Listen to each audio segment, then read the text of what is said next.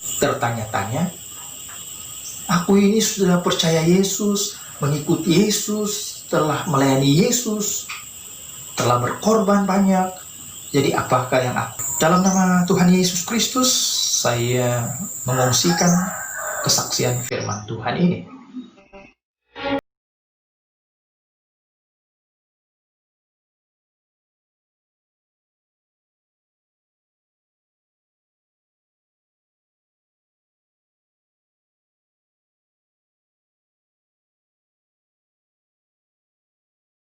Ada orang yang bertanya, apakah yang akan diperolehi apabila mengikuti Yesus? Apatah lagi apabila mereka telah mengikuti Yesus sedemikian lama, apatah lagi mereka telah menempuhi kesusahan dan banyak berkorban dalam mengikut Yesus.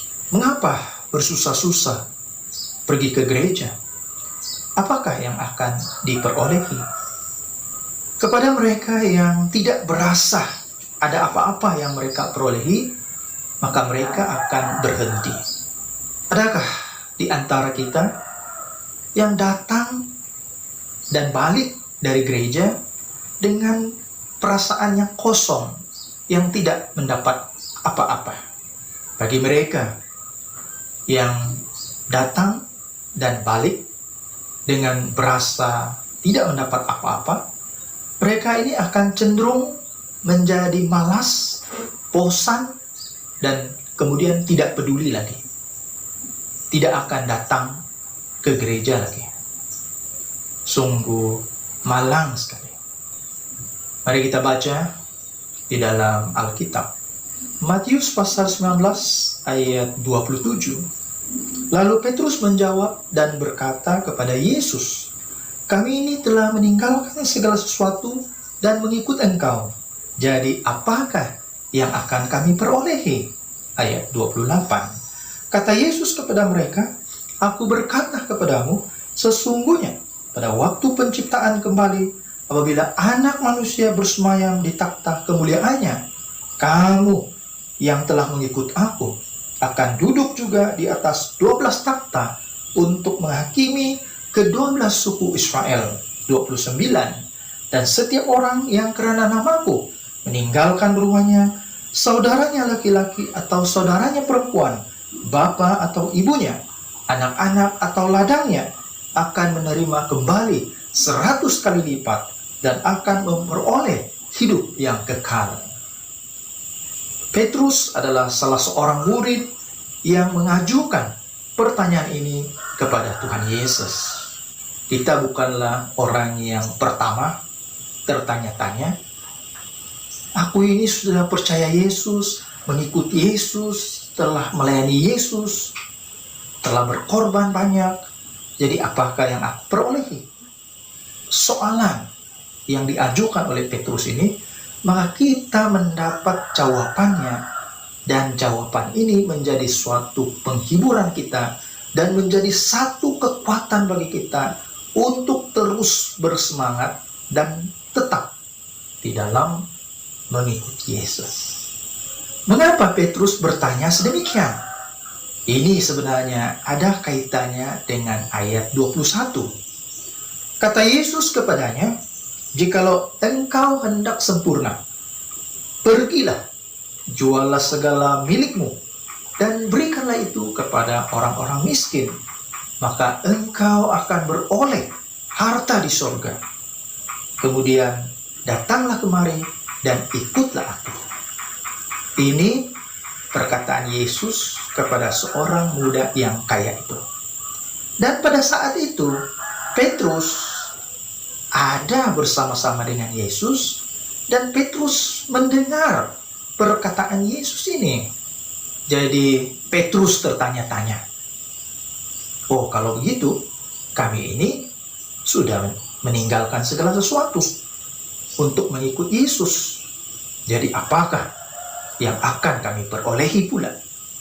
Jadi menurut saya, saudara dan saudari, wajarlah juga Petrus bertanya kepada Tuhan Yesus. Mereka telah meninggalkan segala pekerjaan mereka. Mereka telah meninggalkan keuntungan kalau mereka terus melakukan pekerjaan mereka. Mereka sering meninggalkan keluarga atau berjauhan dengan keluarga mereka. Mereka hampir telah mengorbankan seluruh hidup mereka mengikut Yesus.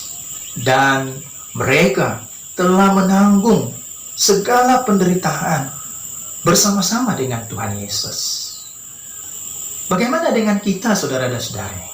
Saya rasa dengan rendah diri, rasa segan, kita belum lagi meninggalkan segala sesuatu untuk mengikut Yesus. Kita hanya percaya kepada Yesus saja, dan kemudian kita pergi ke gereja beribadah atau berkebaktian. Dan mungkin kita memberikan persembahan. Tetapi jangan pula baru kita memberikan persembahan RM 10 ringgit, lalu kita tertanya-tanya, wah, apalah yang akan saya perolehi ini? Jangan, saudara. Jangan kita seperti itu. Kita bersyukur, saudara dan saudari, karena Petrus ada bertanya persoalan ini, maka kita mendapat jawabannya. Jadi kita tidak perlu lagi tertanya-tanya, kita tidak lagi berasa ragu-ragu, kita tidak lagi berasa putus asa, sebab kita sudah mendapat jawabannya. Ada sekurang-kurang 3 hal berdasarkan kepada konteks dalam ayat yang diucapkan oleh Tuhan Yesus yang kita akan peroleh. Yang pertama, duduk di atas takhta. Mari kita baca dalam Injil Matius pasal 19 ayat 18. Kata Yesus kepada mereka, "Aku berkata kepadamu, sesungguhnya pada waktu penciptaan kembali, apabila Anak Manusia bersemayam di takhta kemuliaannya, kamu yang telah mengikut aku akan duduk juga di atas 12 takhta untuk menghakimi ke-12 suku Israel." Wah, sangat tinggi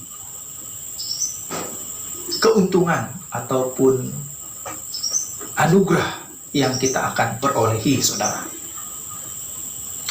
Duduk di atas takhta. Apakah ini berarti kita akan menjadi raja atau menjadi pemerintah di dunia ini, saudara? Sudah tentu bukan. Namun kita memang akan menjadi raja, tetapi bukan di dunia ini. Setelah Yesus naik ke sorga dan mencurahkan Roh Kudus kepada murid-muridnya atau hamba-hambanya, mereka telah memperoleh kuasa yang dari atas, yang dari sorga. Dan mereka memiliki kuasa untuk mengadakan tanda-tanda dan mukjizat-mukjizat. Dan dengan kuasa Roh Kudus ini, mereka telah pergi memberitakan Injil, dan dengan Injil ini menghakimi kepada mereka yang tidak mau percaya, bahkan yang mau melawan kebenaran Injil ini. Kita baca dalam kitab Injil Markus pasal 16 ayat 15 hingga ayat 16. Ayat 15. Lalu ia berkata kepada mereka, "Pergilah ke seluruh dunia, beritakanlah Injil kepada segala makhluk." Ayat 16. Siapa yang percaya dan dibaptis akan diselamatkan, tetapi siapa yang tidak percaya akan dihukum. Saudara dan saudari, di dunia melalui Injil kita menghakimi. Kita merujuk lagi 1 Korintus pasal 6 ayat 2. Atau tidak tahukah kamu bahwa orang-orang kudus akan menghakimi dunia? Kita duduk di atas takhta boleh bermaksud bahwa kita memiliki kedudukan yang terhormat di sisi Tuhan. Biarpun dalam pandangan manusia di dunia ini kita bukanlah siapa-siapa, tetapi di sisi Tuhan kita memiliki kemuliaan. kehormatan, suatu kedudukan yang tinggi. Kita adalah imam dan raja dalam kerajaan Tuhan di dunia ini, yaitu di dalam gereja Tuhan yang benar. Gereja adalah kerajaan Tuhan di dunia ini, saudara. Kita menghakimi orang yang tidak percaya melalui Injil Tuhan, di mana setiap orang yang tidak mau percaya akan dihukum. Baik, yang kedua, apakah yang akan kita perolehi? Yang kedua, memperoleh 100 kali lipat. Wah, banyak sekali. 100 kali lipat, saudara. Bukan 2 kali lipat. 100 kali lipat. Mari kita membaca dalam Injil Matius pasal 19 ayat 29. Dan setiap orang yang karena namaku meninggalkan rumahnya, saudaranya laki-laki atau saudaranya perempuan, bapa atau ibunya, anak-anak atau ladangnya, akan menerima kembali 100 kali lipat dan akan memperoleh hidup yang kekal. Ringkasnya, penjelasan ayat ini, saudara dan saudari, kita yang telah meninggalkan segala sesuatu demi mengikut Yesus, segala kehilangan atau yang kita telah tinggalkan itu akan diganti dengan 100 kali lipat. Apakah maknanya ini, saudara? Pertama, walaupun mereka telah meninggalkan ataupun telah ditinggalkan oleh sahabat-sahabat mereka karena kepercayaan mereka terhadap Injil Yesus, dan karena mereka mengikuti Yesus dan memberitakan Injil kebenaran itu, sahabat-sahabat mereka meninggalkan mereka, tetapi ia akan diganti dengan sahabat-sahabat yang baru, sahabat-sahabat rohani yang lebih baik, yang telah percaya kepada Injil yang mereka beritakan itu. Bahkan mereka ini melayani mereka dengan harta kekayaan mereka. Yang kedua, sebenarnya saudara dan saudari, mereka yang telah memiliki Yesus sudah mendapat 100 kali lipat. Bukankah memiliki Yesus itu jauh lebih baik, lebih tinggi nilai daripada harta kekayaan dunia ini? Bukankah itu 100 kali lipat lebih baik? Sudah tentu bukan. Jadi sebenarnya kita sudah memiliki Yesus, sudah pun kita mendapat 100 kali lipat.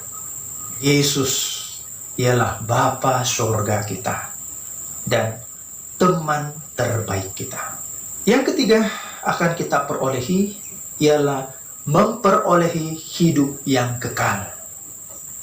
Ini merupakan keuntungan yang terbesar, tidak dapat dibandingkan nilai apapun memperoleh kehidupan yang kekal. Namun saudara dan saudari, ini hanya kita perolehi apabila Yesus datang kembali sebagai Raja. Mari kita baca dalam Injil Matius pasal 25 ayat 31 mulai. Apabila Anak Manusia datang dalam kemuliaannya dan semua malaikat bersama-sama dengan Dia, maka Ia akan bersemayam di atas takhta kemuliaannya. 32. Lalu semua bangsa akan dikumpulkan di hadapannya, dan Ia akan memisahkan mereka seperti seorang daripada seorang, sama seperti gembala memisahkan domba dari kambing. 33. Dan Ia akan menempatkan domba-domba di sebelah kanannya dan kambing-kambing di sebelah kirinya. Ayat 34. Dan Raja itu akan berkata kepada mereka yang di sebelah kanannya, "Mari, hai kamu yang diberkati oleh Bapa-Ku, terimalah kerajaan yang telah disediakan bagimu sejak dunia dijadikan. Dan kemudian kita langkau ke ayat 46 untuk memendekkan perkongsian ini, masanya. Ayat 46, mereka ini akan masuk ke dalam hidup yang kekal. Saudara dan saudari, inilah 100 kali lipat yang lebih baik mereka perolehi daripada semua yang mereka tinggalkan di ayat 29 itu. Kita merujuk lagi dalam 1 Korintus pasal 15 ayat 58. Karena itu, saudara-saudaraku yang kekasih, berdirilah teguh, jangan goyah, dan giatlah selalu dalam pekerjaan Tuhan, sebab kamu tahu bahwa dalam persekutuan dengan Tuhan, jeripayamu tidak sia-sia. Pengorbanan dan kesetiaan kita dalam mengikut Yesus akan dibalas dengan setimpal, bahkan melampaui dari apa yang kita pikirkan pada kedatangan Yesus yang kedua kali nanti. Semoga kita dapat terus setia mengikuti Yesus dan melayani Yesus. Jangan pernah kecewa dan jangan patah semangat. Biarlah rohmu menyala-nyala dan melayani Tuhan. Karena dalam Tuhan, segala jeripayamu tidak akan sia-sia. Sekian sedikit perkongsian pada kali ini. Tuhan memberkati semua. Amin.